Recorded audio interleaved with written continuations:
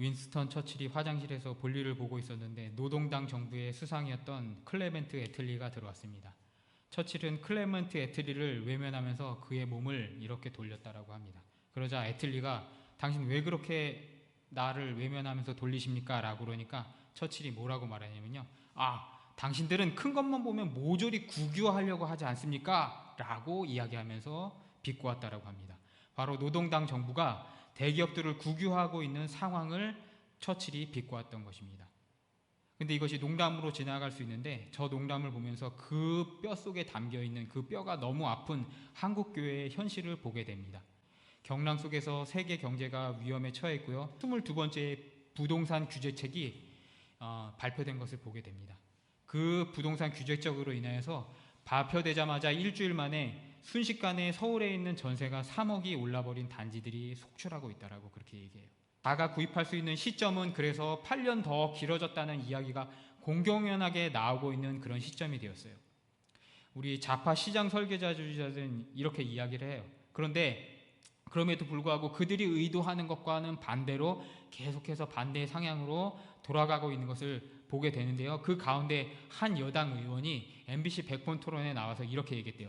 이렇게 해도 안 떨어지는 거 우리도 다 알고 있습니다. 라고 이야기했대요. 그 이야기를 들었던 30대, 40대들의 원성을 지금 정부가 사고 있는 것을 보게 돼요. 집이 있어서 행복한 것보다 코로나와 총선을 앞둔 그 시점에서 선심적인 재정 정책으로 그 풀어제 낀 돈 때문에 유동성이 너무 넘쳐나서 당장 박탈감을 느끼고 그리고 자기가 있었던 그 자리에서 떨어지는 계층들이 더 많아지는 것이 불안한 지금의 현재 상황인 것입니다. 돈의 값어치가 끝도 없이 추락하고요. 그리고 그 떨어지는 속도가 어떻게 느껴지냐면 이렇게 단계적으로 내려가는 것이 아니라 롯데월드의 자이로드롭이 떨어지는 것 같은 그러한 위기감들이 한국 사회에 팽배하게 있는 것을 느끼게 됩니다. 솜사탕 기계를 보게 되면요. 설탕을 이렇게 들이부면 계속 이렇게 기계가 돌아갑니다. 그러면서 솜사탕에 솜이 이렇게 생기는데 어떤 아이들은 막대기를 준비했어요. 그 막대기를 준비한 애들은 막대기를 집어넣으면 그 솜사탕이 이렇게 휘휘 감겨가지고 엄청 큰 솜사탕을 만들고 있는데 막대기를 가지고 있지 못한 아이들은 어떻게 됩니까? 솜사탕에 솜이 이렇게 나오는데도 그것을 먹지 못해서 그 박탈감에 울고 있는 상황이 지금 한국의 상황이 아닌 건가 이렇게 생각하게 되는 그런 시간입니다. 코로나이건 선심성 복지건 간에 그렇게 풀렸던 유동성은 절대로 증발하지 않아요. 그리고 어딘가에 들러붙게 되는데 그 막대기, 아까 이야기 드린 것처럼 솜사탕의 막대기를 가진 아이들은 어쨌건 간에 그 유동성을 휘휘 감을 수 있는데 그렇지 못한 것 때문에 그 박탈감이 얼마나 큰지 상상이 되지 않는다라는 것이에요. 놀이공원에 가면은 풍선 상인들이 흔히 쓰는 수법이 있다라고 이렇게 마케팅 전략이 있다라고 이렇게 얘기합니다. 한 집에 아이가 2명이 있는 것을 보게 되면요, 그 한 아이에게만 공짜로 풍선을 줍니다. 그러면은 다른 아이가 어떻게 됩니까? 자동적으로 박탈감을 느껴서 울면서 그 부모에게 떼를 쓰게 되고요. 부모가 어쩔 수 없이 울며 겨자 먹기로 풍선 하나에 10,000원이 넘는 돈인데 그것을 사질 수밖에 없게 된다라고 이야기를 합니다. 풍선 장사는 결과적으로 풍선 2개밖에 쓰지 않았는데 원가는 그게 10원, 20원도 안 되는데 2개를 씀으로 말미암아 10,000원에 어떻게 됩니까? 이득을 남게 되었다라는 것이에요. 박탈감이라는 이 세 단어가 그 단어에 감겨있는 그 감정이 이렇게 사회를 분열시키고 그것을 갖지 못한 사람으로 말미암아 우울하게 만드는 것이 어느 때보다도 더 고조되어 있는 상황이 지금 이 한국의 상황이 아닌가 돌아보게 되는 시간입니다. 그렇다면 기독교인들은 이 안에서 자유로울 수 있을까요? 그렇지 않다라는 것을 보게 돼요. 제가 요즘에 이렇게 사회관계망 SNS를 보게 되면요, 기독교인도 사회 참 불공평하다, 하나님은 뭐하고 계신가? 라고 이야기하는 그러한 포스팅들을 많이 보게 돼요. 왜? 기독교인들도 세상에 발을 두고 살아가기 때문에 그 박탈감을 어찌할 수 없다라는 것이에요.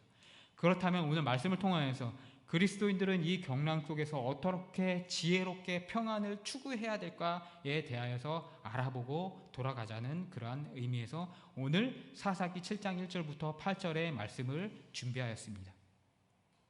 오늘 본문을 보게 되면요, 여러분이 잘 아시는 기드온이 미디안 군대와 싸우는 그러한 이야기의 배경이 되는 것을 보게 됩니다. 기드온 군대는 하롯셈이라는 곳에 주둔을 했어요. 그리고 미디안 군대는 그 맞은편에 있는 모래산 있는 그 언덕에 주둔을 했다라고 그렇게 이야기하는 것을 보게 돼요. 그 모래산은 위쪽에 있는 이렇게 지형이고 그 밑에 하롯셈이라고 이스라엘에서 가장 유량이 많은 섬이 아니라 뭡니까? 샘이 있는데 그곳에 서로 이렇게 대치를 하였다라는 것이에요.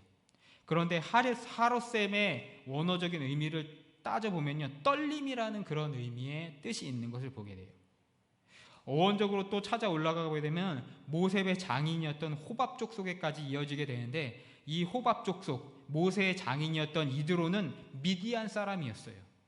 모세 때문에 이스라엘과는 광야 생활 동안에 동행했었지만 민수기에 오면서부터 이 미디안 사람들은 모압 사람들과 함께 이스라엘을 괴롭히고 압제하기 시작하였고, 그 이야기가 사사기 오늘 이 시간까지 본격적으로 이어지게 되는 것을 보게 된다는 것이에요. 왜 하롯셈의 어원에 떨림과 미디안이라는 의미가 있었을까요? 이것을 제가 분석해 보기에 미디안 사람들이 하롯셈 근처에 목축을 하러 왔던 이스라엘 사람들을 굉장히 힘들게 하였고, 거기 있을 때마다 그 건너편에 있는 모래산 언덕의 망대에서 쳐다보다가 이스라엘 사람들이 양떼를 몰고 오면 약탈했기 때문에 이스라엘 사람들 뇌리 속에는 그곳은 물이 많고 수량이 풍부한 곳임에도 불구하고 어떻게 합니까? 떨림, 무서운 곳이라는 그러한 선입견이 박혀 있었던 것 같아요. 그리고 오늘 미디안 군대가 주둔하고 있는 모래산이라고 하는데, 이 모래산의 어원을 모래산의 어원을 찾아보니까요, 관찰자라는 의미가 있는 것을 보게 돼요. 그래서 이곳을 망대라고 그렇게 고고학자들이 지칭하기도 해요. 지금 제가 얘기 드린 것처럼 하롯셈은 떨림이었고요, 모래산은 망대가 있는 그 전략적으로 요충지를 이야기하는 것이에요. 결국 모세의 장인 이드로의 시대 때부터 그 이후의 때까지 이스라엘과 미디안 사람들이 그 자리를 놓고 어떻게 합니까? 계속해서 서로 간에 분쟁을 했던 그러한 자리라는 것이에요. 지도를 보게 되면 북쪽 모래산 망루에서 미디안 사람들이 대기를 하고 있다가 물이 풍부한 하롯셈 근처에 이스라엘 백성들이 오면은 항상 약탈했던 것으로 미루어 짐작을 할 수 있다라는 것이에요. 그 하롯셈의 기드온과 300명의 용사들이 미디안과 동맹군들 그들을 대적하기 위해서 모였다라는 것을 보게 된다라는 것이에요. 근데 그 모여있는 인원을 보게 되면요, 사사기 8장 10절에 보면 13만 5천 명이라고 그렇게 이야기하는 것을 보게 돼요. 이에 비해서 이스라엘 군대는 처음에 모인 것이 각 지파에서 모아들인 인원이 3만 2천 명이었는데, 거기서 2만 2천 명을 돌아가러 이야기하고 1,000만 명이 남게 돼요. 그리고 또다시 여호와께 기도를 드려보니까 여호와께서 뭐라고 얘기하냐면, 군사들을 하롯셈 물가로 인도에 내려가서 물을 마시게 하고 그들 중에 손으로 물을 움켜대서 핥는 자와 무릎을 꿇고 마시는 자를 따로 세우라라고 하나님께서 명령하셔서 그렇게 따로 떼어보니까 몇 명이 남았다라고 이야기합니까? 300명이 남았다라고 이야기하는 것을 보게 돼요. 우리는 이 장면을 보면서요, 하나님이 계속하여서 숫자를 떨어내고 계신 것을 보게 돼요. 그러면서 우리는 의문을 품게 돼요. 왜 인간의 능력을 하나님이 사용할 수 있음에도 불구하고 이렇게 인간의 능력을 제한하면서 그들의 심정이 쫄리게 만들면서 이렇게 일을 하는 것인가? 라는 그러한 의문을 품게 된다는 것이에요. 물론 답을 알아요. 하나님이 말씀하신 것 같이 2절에 뭐라고 얘기하십니까? 나를 거슬러 스스로 자랑하기를 내 손이 나를 구원하였다 할까 함이라 라는 그 이유를 우리는 잘 알고 있어요. 그렇지만 우리가 삶을 살아보면서 이러한 일들을 당할 때마다 당해보면 알지만 쉽지 않다라는 것이에요. 하나님, 내가 능력이 있고 나의 가정이 능력이 있고 나의 주변 사람이 능력이 있음에도 불구하고 왜 그들을 사용하여서 나의 문제를 해결해 주지 않으시고 이렇게 심정이 쫄깃쫄깃하게 이렇게 심정이 쫄리게 하시면서 일을 하셔야만 하는 것입니까? 좀 좋게 넘어갈 수 없습니까? 라고 이야기하게 될 수밖에 없다라는 것이에요. 평정심을 유지하는 것이 말과 달리 그렇게 쉽지 않다라는 것이에요. 제가 제일 처음에 전도사 사역을 시작할 때 IMF 터지고 나서 입을 줄이려고 군대를 갔다가 와보니까 집안이 좀 나아지길 바랬는데 어떻게 됐습니까? 집안 가세가 다 기울었어요. 그래서 이제 돈 벌려고 소화주유소 거기에서 유조차 일을 운전을 시작했는데 한 달인가 두 달을 일하고 보니까 갑자기 무보수로 뭐합니까? 전도사 일을 하라라고 그렇게 제안이 왔어요. 사역을 하긴 해야 되는데 집안의 가세가 다 기울은 상황에서 돈을 버는 것이 더 문제였던 것이에요. 돈을 벌어야 되냐, 사역을 해야 되느냐, 그것 때문에 굉장히 고민했고요. 하나님 앞에 기도하면서 나오는 이야기는 그것밖에 없었어요. 왜 하필이면 이때입니까? 조금 한 1년만 돈 더 벌고 그때 시작하면 안 되겠습니까? 라고 했던 기억이 나는 것을 보게 됩니다. 굉장히 고민이 심했는데 결국에는 하나님이 원하시는 것이라고 생각하고 받을 수밖에 없었어요. 그 1년 동안 정말 힘들었어요. 정말 죽을 것 같았어요. 돈이 없어서 누가 팔다가 남았던 막 입는 양복을 한 10만 원 정도밖에 안 되는 그런 양복을 받아 입고 사역을 시작했고요. 금요일 날 저기 연천 백학에서 버스 타고 2시간 3시간 넘게 나와가지고 일산에 나와서 금요 철회하고 주일날 지나고 월요일날 다시 연천 백학으로 돌아가는데 거기 돌아가서 양계장 일을 하는데 인생이 정말 그렇게 고달플 수가 없더라고요. 걸어가면서 어머니한테 우리 김영희 권사님한테 얘기 안 했지만 정말 삶이 비관되고 가면서 28살, 29살인데 얼마나 제가 울었는지 몰라요. 하나님 왜 이렇게 하시냐라고. 도대체 하나님 왜 이렇게 부르셨는지. 정체성도 모호하고 상황도 비관적이었어요. 물론 기도하면서 견딜 수 있었긴 했는데 기도함에도 불구하고 힘든 건 정말 힘들었어요. 그렇게 10년을 견디니까 한 사람 죽더라고요.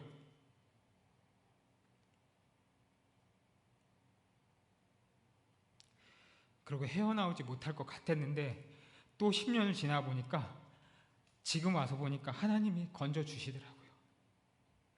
못 빠져나올 것 같았던 그 긴 터널을 어느새 빠져나왔어요. 좀 빨리 빠져나오게 해주지, 일찍 빠져나오게 해주지, 한 사람 죽기 전에 빠져나오게 해주지 라는 기도가 지금도 계속 나와요. 그런데 한편으로 생각되는 것은 뭐냐면요, 우리에게 그런 고난이 없었다라면요, 그 인간의 하늘을 찌르는 오만함 때문에 결코 우리가 주님 앞에 나올 수 없다라는 것이에요. 하나님이 그것을 아시기 때문에 우리를 여기까지 이끄셨고요, 우리를 이곳까지 인도하셨다라는 것이에요. 저희 아버지가 돌아가기 전에 그 고백을 하시더라고요.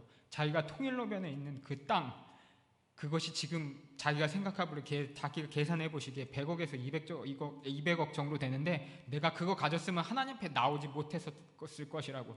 그리고 우리 집이 예수 앞에 나올 수 없었고 네가 목사가 될 수 없었다라고 저희 아버지가 그 고백을 하시더라고요.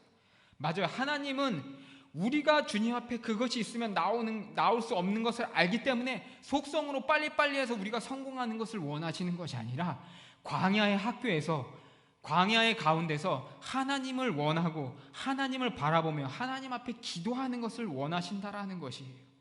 하나님은 우리가 승리하고 벼락부자가 되는 것에 목적을 가지고 계시지 않으세요. 성도로서 만들어가는 길 가운데 그 목적이 있다라는 것이에요. 고난 가운데 깨달으며 비로소 고난 가운데 평정심을 얻기를 하나님은 원하시고 계시다라는 것이에요.